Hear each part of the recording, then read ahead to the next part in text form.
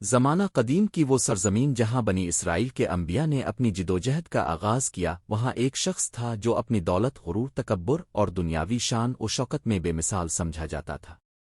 اس کا نام قارون تھا۔ وہ حضرت موسیٰ علیہ السلام کے زمانے میں زندہ تھا اور خود بھی بنی اسرائیل میں سے تھا۔ ابتدا میں وہ نہایت نیک، عبادت گزار اور عاجز انسان تھا، لیکن جب اسے دنیا کی دولت ملی تو وہ غرور اور تکبر میں مبتلا ہو گیا، یہاں تک کہ اس نے اپنی قوم سے منہ موڑ لیا اور اللہ کے رسول کے سامنے کھڑا ہو گیا۔ قارون کا شمار حضرت موسیٰ علیہ السلام کے قریبی رشتہ داروں میں ہوتا تھا۔ اس کے آباء و اجداد بھی اسی قوم میں پیدا ہوئے تھے جنہوں نے مصر میں فرعون کے ظلم و ستم کے سائے میں زندگی بسر کی تھی۔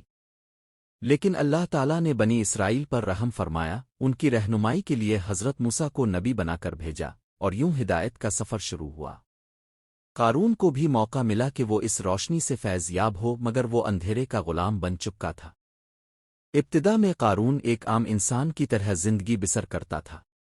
وہ نماز پڑھتا، روزے رکھتا، عبادت کرتا اور لوگوں کی مدد کرتا تھا، مگر اس کا دل دولت کی چاہت سے لبریز ہوتا جا رہا تھا۔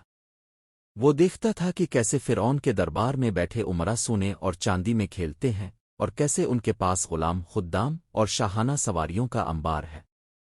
قارون کے دل میں یہ تمنا پیدا ہوئی کہ وہ بھی ایسا بنے، بلکہ ان سے بڑھ کر۔ اس نے دنیا کو اپنا مقصود بنا لیا اور آخرت کو فراموش کر دیا۔ کہا جاتا ہے کہ قارون کو ایک خفیہ خزانے کا پتہ چلا۔ یہ خزانہ قدیم بادشاہوں کا تھا جو زمین میں دفن تھا۔ قارون نے بڑی محنت اور چالاکی سے اس خزانے کو حاصل کیا، اور جب اسے سونا، چاندی، جواہرات اور بیش قیمت موتیوں سے بھرے ہوئے صندوق ملے تو اس کی آنکھیں چمک اٹھیں۔ دولت کا یہ سیلاب اس کے دل میں باکاؤ کا دریا بن گیا۔ اس دن کے بعد قارون کی زندگی بدل گئی۔ اس نے عالیشان محل بنوایا جس کی دیواریں قیمتی پتھروں سے مزین تھیں۔ اس کے دروازے سونے سے بنے ہوئے تھے۔ اس کے خدام سینکڑوں میں تھے۔ اس کی سواری پر سونے اور چاندی کے ہودج لگے ہوتے۔ جب وہ کسی بستی سے گزرتا تو لوگ اس کی شان و شوکت دیکھ کر حیرت زدہ رہ جاتے۔ اس کے لباس خالص ریشم اور زربفت سے تیار ہوتے اور اس کی گفتگو میں غرور جھلکتا تھا، مگر دولت کے ساتھ غرور کا زہر بھی بڑھتا گیا۔ اب وہ خود کو عام انسانوں سے برتر سمجھنے لگا۔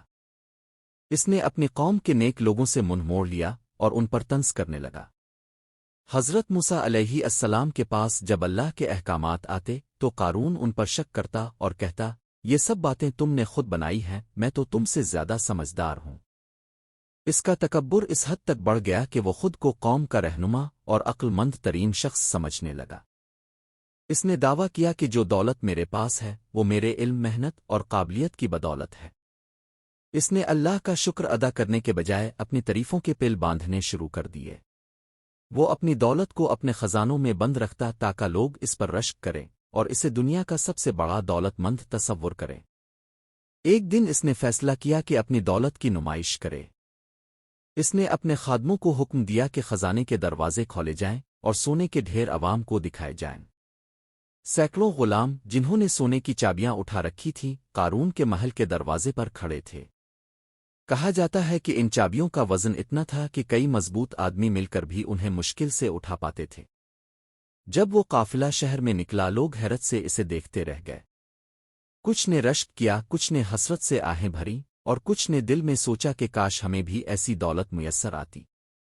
لیکن قوم کے نیک لوگوں نے ان کو سمجھایا، اللہ سے ڈرو، یہ دولت وقتی ہے، اصل دولت تو وہ ہے جو نیکیوں میں ہے۔ قارون کا انجام اچھا نہیں ہوگا کیونکہ وہ اللہ کی ناشکری کر رہا ہے، مگر قارون نے ان باتوں کو مذاق میں اڑا دیا۔ اس نے کہا، تم سب مجھ سے جلتے ہو، اگر تم میں عقل ہوتی تو تم بھی دولت حاصل کر لیتے۔ میں نے یہ سب اپنی قابلیت سے حاصل کیا ہے، اللہ نے مجھے کچھ نہیں دیا۔ حضرت موسیٰ علیہ السلام کو جب قارون کے غرور اور تکبر کی خبریں ملیں تو انہوں نے اسے بلایا اور اسے نصیحت کی۔ کہا، اے قارون، یہ دولت تیرے لیے امتحان ہے۔ اللہ سے ڈر اور اپنے مال کو نیکی کے کاموں میں خرچ کر، اللہ تجھ سے خوش ہوگا۔ مگر قارون نے جواب دیا، موسیٰ، تم تو خود میرے مال کے محتاج ہو، کیا تم چاہتے ہو کہ میں تمہیں بھی کچھ دوں تاکہ تم میرے ساتھ نرم لہجہ اختیار کرو؟ مجھے تمہارے نبی ہونے پر کوئی یقین نہیں۔ یہ الفاظ اللہ کو سخت ناپسند آئے۔ جب ایک انسان دولت پا کر اللہ سے بغاوت کرے اور نبی کی توہین کرے تو اس کا انجام قریب آ جاتا ہے۔